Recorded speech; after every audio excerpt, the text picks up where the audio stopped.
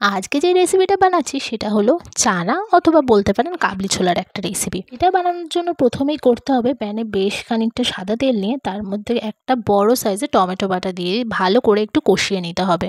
তার মধ্যে দিয়ে দিচ্ছি দুটো মাঝারি সাইজের পেঁয়াজ বাটা, সেটাকে দিয়ে একটু ভালো করে টমেটোর সাথে নাড়াচাড়া করে নিয়ে তার মধ্যে এবারে দিয়ে দিচ্ছি স্বাদ মতো নুন, জিরে গুঁড়ো, ধনে গুঁড়ো, শুকনো লঙ্কার গুঁড়ো, বেশ খানিকটা চিনি দিয়ে ভালো করে নাড়াচাড়া করে নেব।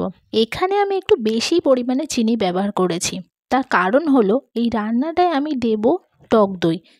দইয়ের টক ভাবটা ব্যালেন্স করার জন্য তাই চিনির পরিমাণটা একটু বেশি দেব। সমস্ত মশলা দিয়ে দেওয়ার পরে এখানে আমি অল্প অল্প জল দিয়ে ভালো করে কষিয়ে নেব। এখানে যে জলটা আমি ব্যবহার করেছি সেটা হলো চানা সেদ্ধ করার সেই জলটা, নর্মাল কোনো জল আমি এখানে দিই। তারপর মশলাটা ভালোভাবে কষানো হয়ে গেলে তার মধ্যে দিয়ে দিচ্ছি এখানে চানা মশলাটা দিয়েও একটু ভালো করে কষিয়ে নেব। কষানো হয়ে গেলে এর মধ্যে দিয়ে দিচ্ছি ফেটিয়ে রাখা টক দই আর বেশ কিছুটা পরিমাণে মিক্সি ধোয়া জল। জলটা একটু ফুটে আসলে তার মধ্যে দিয়ে দিচ্ছি আগে থেকে সেদ্ধ করে রাখা চানাটা একটু ফুটে আসলে তার মধ্যে দিয়ে দিচ্ছি কাসুরি মেথি। এইভাবেই তৈরি করে নিলাম চানার এই রেসিপিটি। এটাকে আপনারা লুচি বা পরোটার সাথে খেতে পারেন। এখানে আমি লুচির সাথে পরিবেশন করব। এদিকে মা লুচিগুলো বেলে দিচ্ছে আর এক এক করে আমি লুচি ভেজে নিচ্ছি। এভাবে আজকে বানিয়ে নিলাম লুচি আর কাবলি ছোলা। দেখা হচ্ছে পরের ভিডিওতে। আজকের মতো টাটা।